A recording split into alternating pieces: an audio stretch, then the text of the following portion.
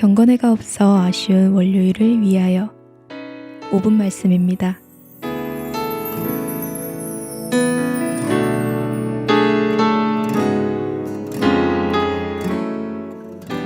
안녕하세요 하고 여러분, 경건회가 없어 아쉬운 분들을 위해 월요일에 찾아온 5분 말씀입니다.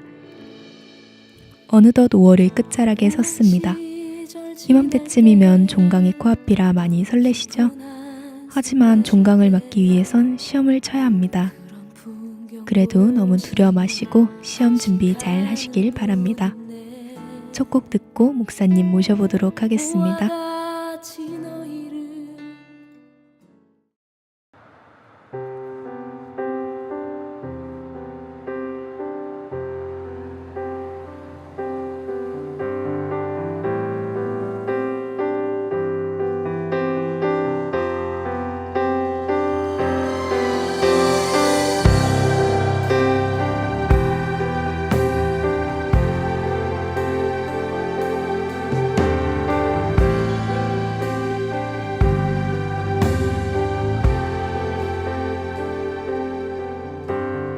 어디로 가건 무엇을 하건 예수밖에 몰랐던 청년은 바나나를 들고 신촌을 누볐었네. 열정이 많아 오해도 받고 쓰렸던 시간은 추억이 되었고 지쳐서 졸다 만났던 주님은 사명을 주셨네. 주가 곧 오신다. 밤마다 외치는 소리 주가 곧 오신다. 주기를 예비해야지. 주가 곧 오신다.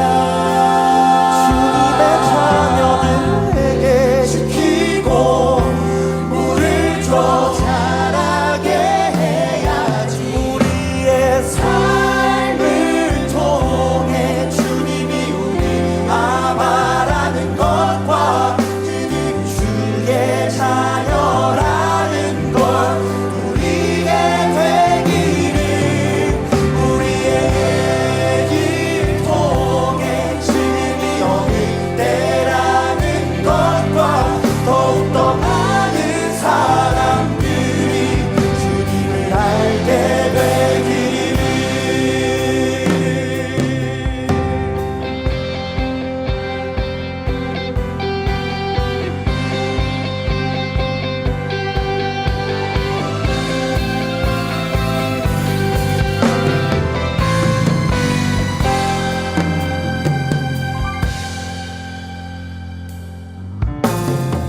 주를 얻어 결혼을 하고 주 오길 바래서 아들을 낳았네.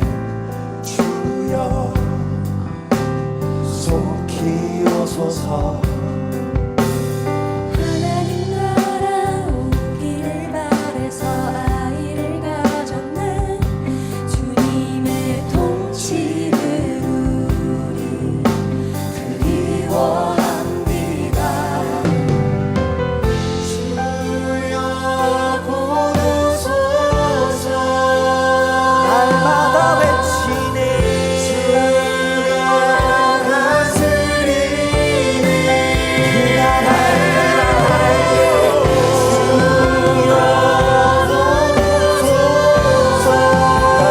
외치는 소리.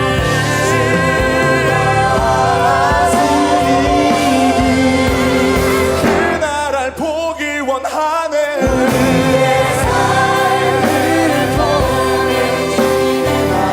나오는 전과 주님의 뜻이 이루어지기를 바란답니다. 우리의 인생 안에 주님을 환영하는 순간과 당신의 얼굴을 보기를 간절히 바라옵니다.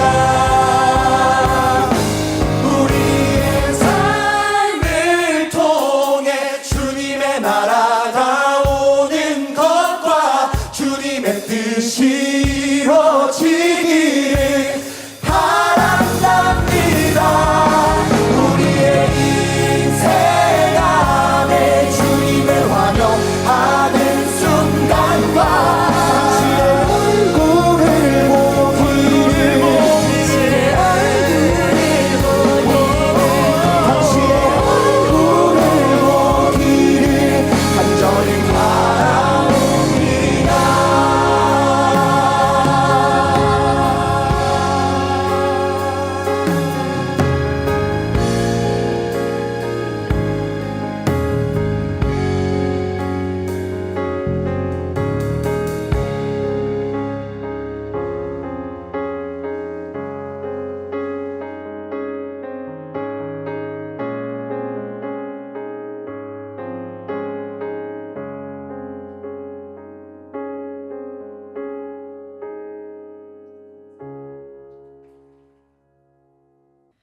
방금 들으신 곡은 김보규의 우리의 삶을 통해라는 곡입니다. 그럼 이제 목사님을 모셔보도록 하겠습니다. 네, 사랑하는 고신대 학우 여러분, 오늘은 이사야서 41장 14절 말씀을 가지고 두려워하지 말라라는 제목으로 잠시 말씀을 나누겠습니다. 먼저 제가 말씀을 한번 읽어볼게요. 버러지 같은 너 야곱아, 너희 이스라엘 사람들아, 두려워하지 말라. 나 여호와가 말하노니 내가 너를 도울 것이라. 내 구속자는 이스라엘의 거룩한 이인이라. 아멘. 사랑하는 학우 여러분, 오늘 하루는 어떠셨나요? 청년들의 삶을 가까이서 보고 있는 저는 여러분이 얼마나 열심히 살아가고 있는지 잘 알고 있습니다. 학업과 각종 자격증 취득, 아르바이트까지 최선을 다해 살아가고 있는 여러분을 응원합니다. 이렇게 열심히 살아가고 있지만 어느 때보다 미래에 대한 두려움을 가지고 살아가는 세대가 여러분인 것 같습니다. 경제 발전은 둔화되고 좋은 일자리는 한정되어 있습니다. 좁은 기회를 잡아보려고 불안한 경쟁을 계속해 가야 하지요. 3포, 5포, 다포 세대라는 말이 그냥 나온 것은 아니겠지요. 죄송한 말이지만 제가 대학생일 때만 해도 사실 취업과 결혼을 걱정하지는 않았습니다. 얼마나 좋은 곳에 취직을 할까, 얼마나 행복한 결혼 생활을 할까, 이런 고민이 있었을 뿐입니다. 하지만 요즘 청년들은 취업을 할 수 있을까, 또 결혼은 할 수 있을까, 나는 이 사회의 일원으로서 정상적인 삶을 살아갈 수 있을까, 두려움을 가지고 살아가는 것 같아 가슴이 아픕니다. 우리 사회에 보다 촘촘한 사회 안전망이 필요하고 또 이런 안전망은 계속해서 발전해 갈 것이라고 생각합니다. 여러분 힘을 내면 좋겠습니다. 그렇다면 구약의 이스라엘 백성들은 어떠했을까요? 놀랍게도 이스라엘 백성들에게는 아주 획기적인 사회 안전망이 있었습니다. 하나님께서는 이스라엘에 속한 모든 백성에게 땅을 유업으로 주셨습니다.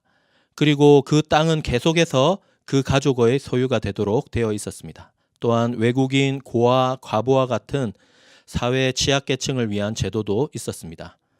혹시 희년이라는 말을 들어보셨나요? 정말 놀라운 제도인데요.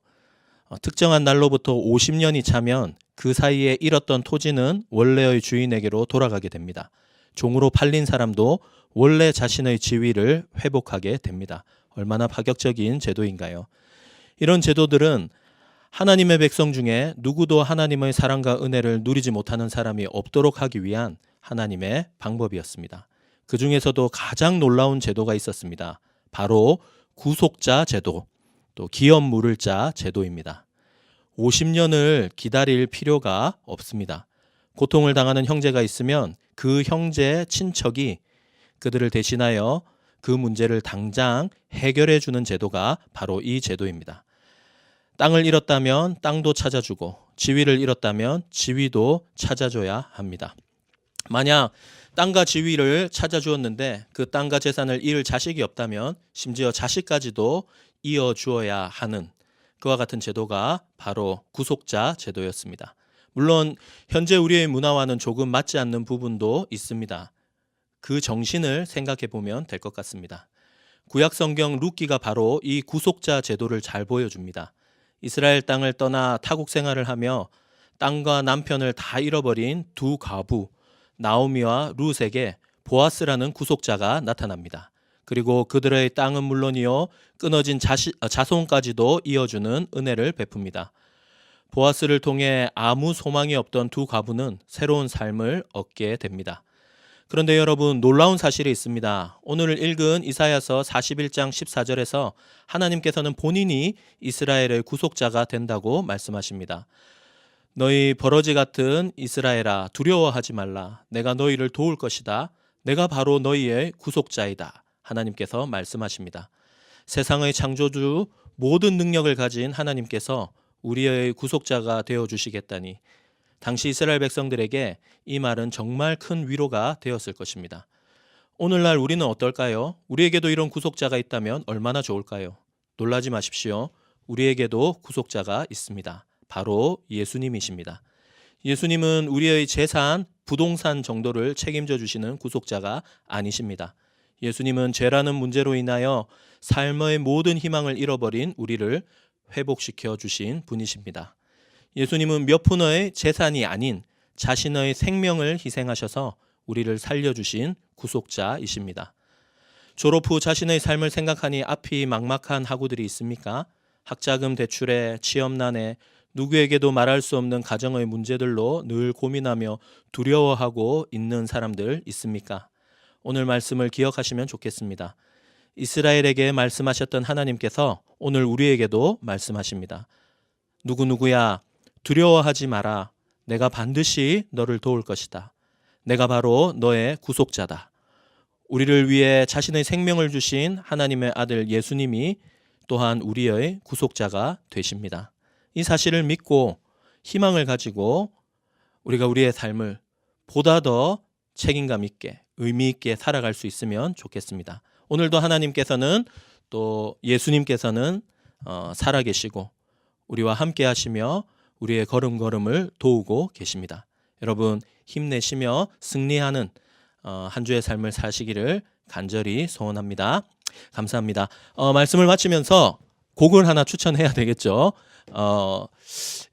이 곡이 너는 내 것이라 라는 곡인데요. 두려워 말라, 이렇게 시작하는 곡입니다. 이 곡을 여러분과 함께 나누고 싶습니다. 감사합니다.